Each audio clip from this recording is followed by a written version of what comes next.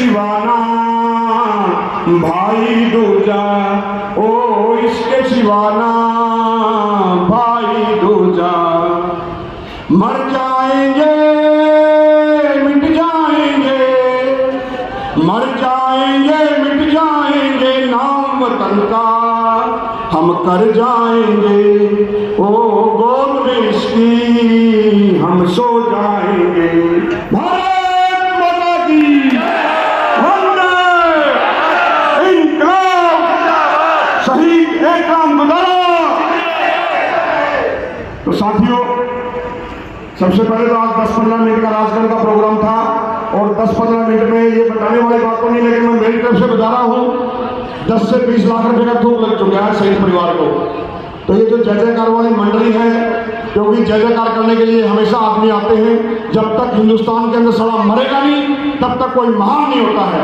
उसी तरह जो ये जनता, ये भीड़ हुजूम है ना, जब कोई सैनिक शहीद हो जाता है तो ये जो भाई ये डंडा उठाए घूम रहे हैं ना, ये उसी तक सीमित रह जाते हैं।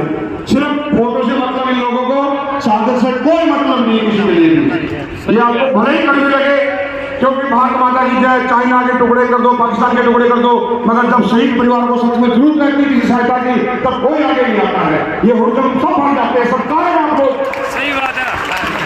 अपने अंदाज में चाहिए, हम भी आपके भाई हैं।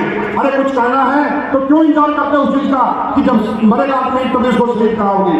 वही सैनिक जब आपके सामने आते हैं तो उनको दिल से नमन करिए, क्योंकि सीमा पर वही अपनी रक्षा करते हैं। और हम कोई पाकिस्तान से नहीं आए हैं, हम आपके पास से ही गए हुए हैं। किस चीज का इंतजार करते रहते हैं आप लोग?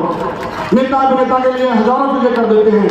मैं क्यों बोलना चाहता हूँ, अगर आज ये भीड़ हुजूम है, अगर हम समाज सेवा कर जाते हैं तो इतना जो भार एक शहीद परिवार के ऊपर गिरा है, हम चाहते हैं कि थोड़ा बहुत कंट्रीब्यूशन जरूर किया जाए। ये इनकी तरफ से नहीं, मेरी खुद की एक आत्मा है, क्योंकि आप खुद को पता है ये चीजें बिना पैसे की नहीं आती हैं। अब वो तो चले गए हैं, आप लोगों को पता है जय जयकार करके। और मेरे को दुखी इस चीज का भी है कि यहाँ पर सुन भी रहे हो, हम किसी पार्टी के ऊपर खिलाफ नहीं है, मगर यहाँ पर आज शहीद का नमन होना चाहिए था। शहीदों के लिए क्या हो रहा है बताइए? जब जितने हमारे महापुरुष थे वो उस टाइम भी निरादर थे और आज भी वही सैनिक है, देश के लिए निरादर है। सैनिकों को सम्मान मिलता नहीं है बिल्कुल, जो उसके हकदार रहते हैं। ये आप लोग दिला सकते हो, आवाम दिला सकते हो, क्योंकि सेना के आगे जो सेना है ना वो आप लोग हो।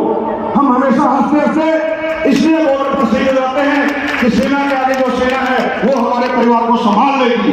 तो ये आपकी जवाबदारी है कि एक सैनिक सीमा के ऊपर वो परिवार के लिए, गांव के लिए या किसी क्षेत्रवाद वंशवाद के लिए नहीं शहीद होते, इस मातृभूमि भातभूमि के लिए शहीद होते हैं। साथियों याद रखना, पूरे विश्व के अंदर एक हमारे हिंदुस्तान की मिट्टी को हम माँ बोलते हैं। आपको पता होगा हम माँ क्यों बोलते हैं, इसका उदाहरण किया जाता। मैं आपके सामने बैठा हूँ, जब मुझे चोट लगी और जब मैं 6 महीने बाद डुप्लीकेट टांगे पहन करके और इस मातृभूमि को दोबारा नमन किया कि हे माँ, जैसे तूने मुझे बचपन में चलना सिखाया था, दोबारा से मुझे ऐसा आशीर्वाद दे ताकि मैं दोबारा से इस जीवन को जी सकूं। मतलब और आज आप लोग देख रहे हो पूरे भारतवर्ष के अंदर भ्रमण कर रहे हैं। सैनिक की कोई सीमा नहीं होती, सैनिक का कोई क्षेत्रवाद प्रांतवाद नहीं होता है, कोई जातिवाद नहीं होता है। हम सैनिक